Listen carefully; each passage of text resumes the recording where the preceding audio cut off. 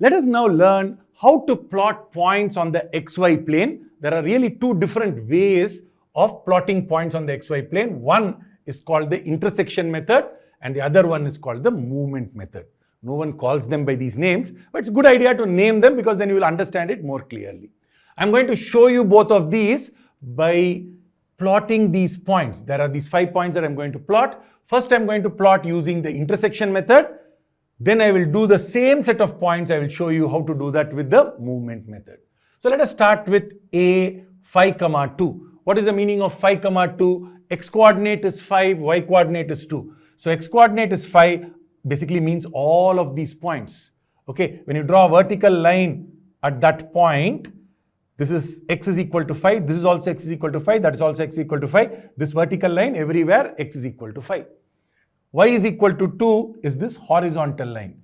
So the intersection is X is equal to 5, Y is equal to 2, so that is 5, 2. Okay, so the intersection point tells you very clearly that the X coordinate is 5, the Y coordinate is 2. What about 3, minus 2? 3, draw a vertical line. You can go up, you can go down. I've drawn a longer one below because you see the Y coordinate is minus 2. So I know the intersection is going to happen here. So Y is equal to minus 2. I'm going to draw a horizontal line. So the intersection point is 3, minus 2. X is equal to 3, Y is equal to minus 2. What about C? Minus 4, 3.5. Minus 4, 3.5 is there. So 3.5. X is equal to minus 4, Y is equal to 3.5. So intersection point C is minus 4, 3.5. D is minus 2.3, minus 3.7. Minus 2.3 is here. So let us draw a vertical line there. All these points have X is equal to minus 2.3. Minus 3.7 is there. Let's draw a horizontal line. So the intersection point D is minus 2.3, minus 3.7. What about E? 0, minus 2.5. 0, minus 2.5. X is equal to 0. What is X is equal to 0? This point? No. The entire Y-axis is X is equal to 0. All points with X is equal to 0 lie on the Y-axis. Every point on the Y-axis is X is equal to 0. Remember that. Okay. Like we say X is equal to 5 is this entire line. X is equal to 0 is this entire line. X is equal to 0 is not the X-axis. X is equal to 0 is the Y-axis. Okay. So this entire Y-axis is X is equal to 0. What will be Y is equal to 0? Y is equal to 0 means you have not gone up or down. So Y is equal to 0 will be X-axis. So all points with Y is equal to 0 lie on the X-axis. For this point E, we want 0, minus 2.5. So that means X is equal to 0. X is equal to 0 is the Y-axis. Y is minus 2.5. Minus 2.5 is there. So E lies here. 0, minus 2.5. So we have plotted these 5 points using the intersection method. Let us now plot the same 5 points using the movement method. Okay? In the movement method, the X and Y coordinates tell us how much to move in the X direction and in the Y direction. We start at the origin and then move by the X coordinate value in the X direction and then the Y coordinate value in the Y direction. Let us start with this A, which is 5, 2. So starting at the origin, X coordinate is 5. So we move 5 units in the X direction and then we move 2 units from here in the Y direction.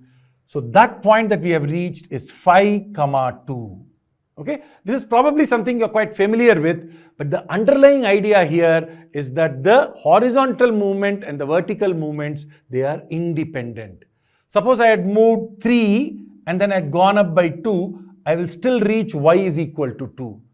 If I go 5 like this, whether I go 2 this way or 3 this way or I go downwards, I am still at X is equal to 5. The horizontal movement is independent, the vertical movement is independent of each other. Okay? Now, when we think about this carefully, if I had just a number line, all I need to do is to make one movement to reach that point. Suppose I want to reach minus 4 from the origin, one movement is enough, right? Or if I wanted to reach 6, one movement is enough. So one number is enough to talk about wherever you are on a number line. So a number line or just a line is one dimensional, one number is enough. But to reach a point on this plane, I need two numbers. Suppose I want to reach there, one horizontal movement and one vertical movement is required. So any point in the plane can be reached with one horizontal and one vertical movement. Since we need two numbers, we call it a two-dimensional plane. Two numbers which represent one movement horizontally, one movement vertically. By the way, intersection method also tells us that we need two numbers. One x coordinate and one y coordinate. Basically, we need two numbers. That's why we say that this is the x, y plane, xy plane, and it is a two-dimensional plane. Okay. So I have plotted A. Let me look at B. B is 3, minus 2. So let us move 3 units from the origin. We move 3 units in the x direction. What about minus 2? Plus 2 meant we would have gone up. Minus 2 means we are going to go down. Okay. So 2 units down is minus 2. So this point is 3, minus 2. What is C? Minus 4, 3.5. Minus 4 means in the negative x direction we move 4 units. Minus 4, 3.5. So from here I am going to go up vertically 3.5. Now how do I know this is 3.5? Usually people draw a dotted line back to the y-axis so that they know that it is 3.5. But then what are you doing? You are going back to the intersection method. So often people combine the two ideas together. They do the movement method, they connect it back so that you know where exactly you have gone. Otherwise with a scale we measure out that this is 3.5. That is the idea of the movement method. You are going minus 4 and then plus 3.5. So this point C is minus 4, 3.5. Should I always go first x and then y? Not necessary, right? I can move first y and then x, not a problem.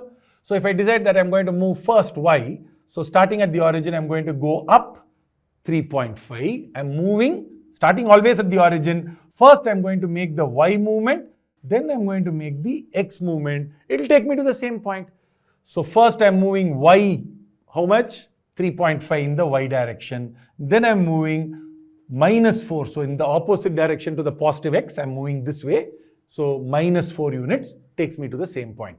Usually I will do first x and then y, but sometimes I will do first y and then x. Basically both are the same, both are the movement method. Okay, let us move on to the next point, D, minus 2.3, minus 3.7. So starting at the origin, minus 2.3, that will bring me there. Then from here, minus 3.7. So this is 3.7 units downwards. So this point is D, minus 2.3, minus 3.7.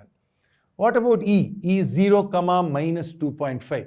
So that means starting here, in the x direction, you must move 0. Well, if you don't move in the x direction, then you are wherever you started. So that means you are on the y-axis, right?